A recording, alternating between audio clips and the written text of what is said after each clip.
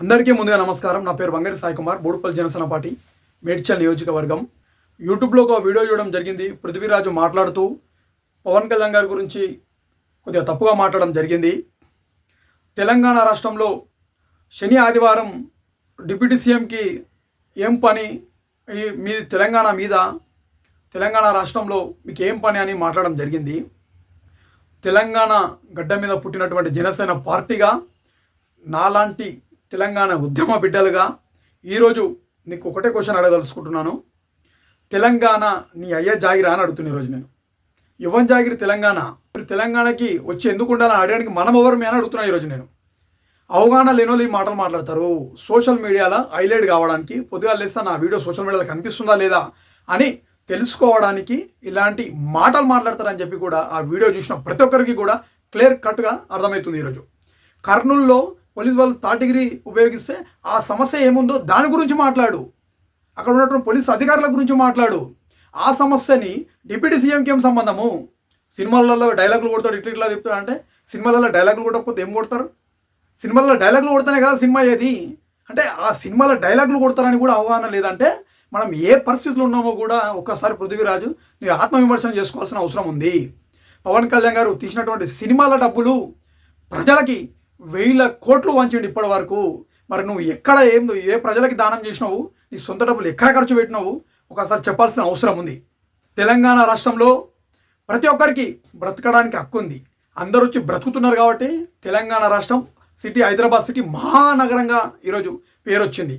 అది మనకు తెలియదు. ఫస్ట్ ఆఫ్ ఆల్ మనము ఫ్రేమ్లో కనిపించడానికి, ఈ నోటికి ఏదో వస్తుంది మాట్లాడడానికి, ఇక్కడ సోషల్ మీడియా ఫ్రీగా ఉందని చెప్పి మాట్లాడితే నీ విలువలు, నీకున్నటువంటి క్రెడిబిలిటీ దెబ్బతింటుందని చెప్పి కూడా నేను ఒక జనసేన పార్టీ తెలంగాణ గడ్డ మీద పుట్టినటువంటి ఒక బిడ్డగా నీకు తెలియజేస్తున్నాను.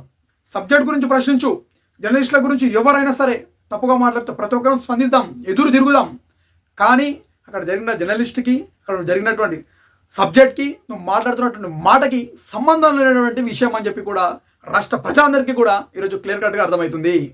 పవన్ కళ్యాణ్ గారు ఈరోజు సనాతన ధర్మాన్ని కాపాడదాం, సనాతన ధర్మాన్ని అందరూ కాపాడాలి, భారత్ మాతకి జై అని ఈరోజు పవన్ కళ్యాణ్ గారు ముందుకు అడుగులు వేస్తుంటే ఇలాంటి వాళ్ళకి మాట్లాడడానికి చేతన అయితే లేదు. ఈరోజు ఆంధ్రప్రదేశ్ డిప్యూటీ సీఎం పవన్ కళ్యాణ్ గారు ఈరోజు మన సనాతన ధర్మం గురించి కాపాడదాము, మన హిందుత్వాన్ని కాపాడదాము, జై శ్రీరామ్ అని చెప్పి ముందుకు పోతుంటే అతని గురించి మనం మాట్లాడాలి ఈరోజు గర్వంగా అని చెప్పుకో, అట్లా ఫేమస్గా. కానీ ఈ ఇష్టం వచ్చినట్టు చిల్లరమల్లర మాటలు మాట్లాడి ఫేమస్ కావాలనుకుంటే మాత్రం ఇది ప్రజాస్వామ్యంలో కరెక్ట్ కాదని చెప్పి కూడా నేను ఏ వయసులో చిన్నవాణి కావచ్చు నీకు తెలియజేసుకుంటున్నాను.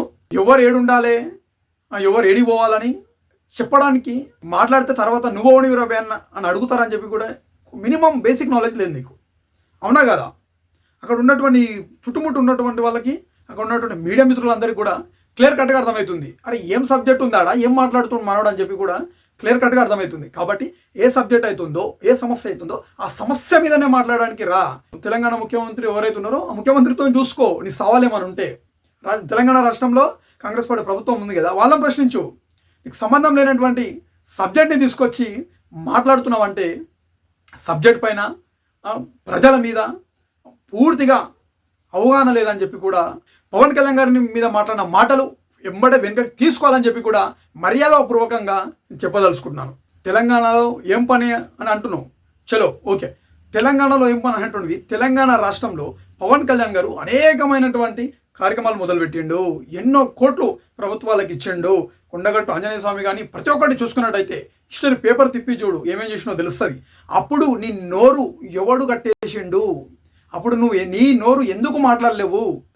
అదే ఆంధ్ర నాయకులు తెలంగాణలో ఎందుకు ఇస్తారని ఎందుకు మాట్లాడలేకపోయినావు అంటే ఇది కేవలం పవన్ కళ్యాణ్ గారి గురించి మాట్లాడి నువ్వు హైలైట్ అయిదామనే ఇది క్లియర్ కట్గా అర్థమవుతుంది.